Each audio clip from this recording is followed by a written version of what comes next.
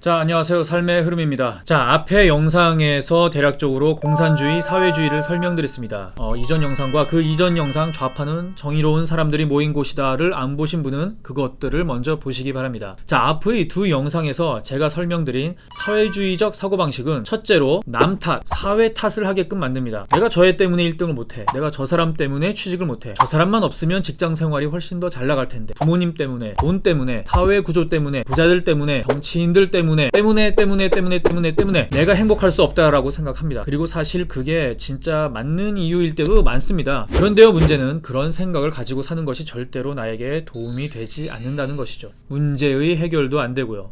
프롤레타리아 혁명처럼 그 사람을 없애버리면 될까요? 결국 또 누군가의 탓을 하면서 살게 될 것입니다. 인간은 영원히 타인으로부터 자유로울 수 없는 것이죠. 아담과 하와가 먹지 말라라는 하나님의 명령을 어긴 이후 처음으로 지은 죄가 바로 남 탓이었습니다. 하나님이 내게 주신 저 여자 때문에, 하나님이 창조하신 뱀 때문에. 자, 우리 스스로가 사회주의자가 아니더라도 내가 살면서 이 세상을 바라볼 때 저 돈 있는 사람들은 늘 부당하게 부자가 된 사람들이고, 이 사회는 저런 사람들 때문에 나 같은 사람들이 살기가 힘든 것이다 라는 프레임에 동의하시고 공감하시면서 살고 있다면 우리는 이미 어느 정도는 사회주의적인 생각을 가지고 있는 것입니다. 이런 프레임들이 보통 나도 모르게 언론을 통해서 나 영화, 나 드라마 같은 미디어를 통해서 주입이 된 것이죠. 부자들은 나쁜 짓을 해서 부자가 된 것이고, 나는 그들 때문에 이렇게 희망 없이 그들의 갑질을 당하면서 힘들게 산다는 프레임이죠.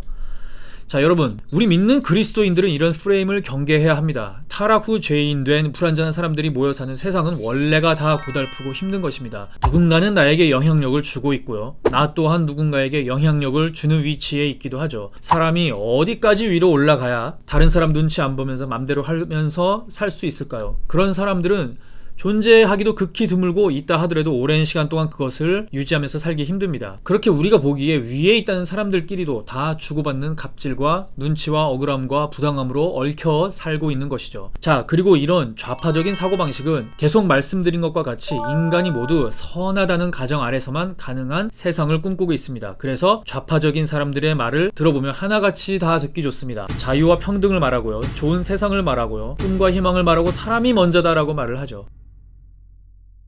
그런데 성경적 기준으로 봤을 때 이 모든 좋은 말에 하나님이 빠져 있다면 그것은 인본주의입니다. 하나님 없이 인간이 스스로 선하다고, 선한 세상을 만들어갈 수 있다고, 하나님 없이도 행복할 수 있다라고 여기는 것입니다. 하지만 이것은 불가능합니다. 인류 역사 안에서 정도의 차이는 있을 수 있지만 불가능해왔고 앞으로도 불가능합니다. 이것이 좌파의 큰 맹점이고 성경적인 세계관과 정면으로 부딪히는 부분입니다. 성경에는 하나님의 기준과 잣대가 있습니다. 하나님께서 만드신 세상의 원리가 있죠. 이 원리는 온전하지만 인간이 온전하지 않기에 이것을 100% 따를 수가 없어서 세상은 낙원이 될 수 없다라는 것이 현실입니다. 인간이 인간을 서로 사랑하고 미워하지 않을 수 없고, 이기적이지 않고 모두 남을 위해서 살 수 없다라는 것이죠. 그런데 좌파적인 사상은 듣기에는 좋은, 그러나 이루어질 수 없는 이야기들을 합니다. 그래서 현실을 직시하지 못하고 아주 이상적이고 감성적인 경향이 강합니다.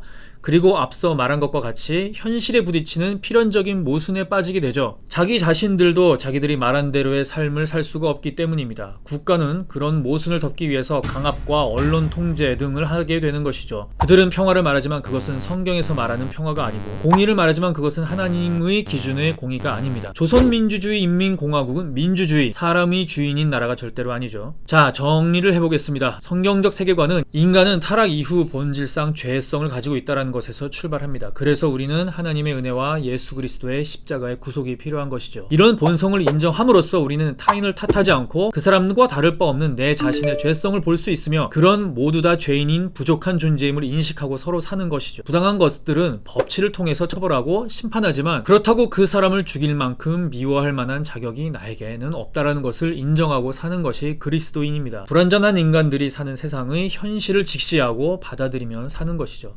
그래서 이상은 이상이고 감정은 감정으로 그것이 다일 뿐, 실제 우리의 삶의 현실에는 맞추어 적용할 수 없다라는 것을 아는 것입니다. 결론을 말씀드리면 요즘 빨갱이가 어디 있다고 좌빨이라고 하는가? 제가 앞에 말씀드린 사회주의라는 것이 어떤 것이고 그런 사고방식이 무엇인지 배우거나 겪어서 아는 사람들의 눈에는 지금 우리나라에 너무나 많은 사람들이 좌파적인 공산주의적인 사고방식을 가지고 있는 것이 눈에 보이기 때문에 좌빨이라고 부르는 것입니다. 그 사람들이 하는 말, 그 사람들이 하는 생각, 그 사람들이 하는 행동들이 빨갱이, 즉 공산주의, 사회주의적인 사상을 가진 것으로 보이는 것이죠. 그것이 눈에 보이기 때문에 좌빨이라고 부르는 것입니다. 빨간색이 보여서 빨갛다는 것인데 안 보이는 사람들에게 어찌 이해를 시키겠습니까? 홍시 맛이 났는데 어찌 홍시라 생각했느냐 하시면 그냥 홍시 맛이 나서 홍시라 생각한 것이온데. 자, 이게 안 보이시는 분들 이제 알고 보시면 됩니다. 그리고 현실과 이상을 잘 구분해서 직시해 보시기 바랍니다. 그런데 말입니다. 사실 좌빨이라고 불릴 만한 사람들은 사실 크게 두 종류가 있습니다. 자신이 좌편향된 사고방식을 가지고 있는지 모르고 있는 사람들이 있고요. 그리고 스스로 알고 있는 사람들이 있습니다. 이런 사람들이 앞서 말한 모든 보통 사람들에게 알게 모르게 이런 사회주의적인 프레임과 사고방식을 전파하는 것이죠. 이런 쪽 사람들에 대해서는 나중에 따로 떼어서 설명을 드려야 합니다. 그리고 그쪽에는 수많은 기독교인과 기독교 지도자들이 있습니다. 정말 중요한 내용이기 때문에 나중에 다른 영상으로 다루어 보도록 하겠습니다. 자, 다음 영상에서는 그럼 여기에 이어서 과연 우파는 무엇인가에 대해서, 그리고 그 다음에는 그럼 우리는 어떻게 사회 정의를 실현해야 하는가에 대한 성경적인 접근과 방법을 함께 알아보도록 하겠습니다. 자, 감사합니다.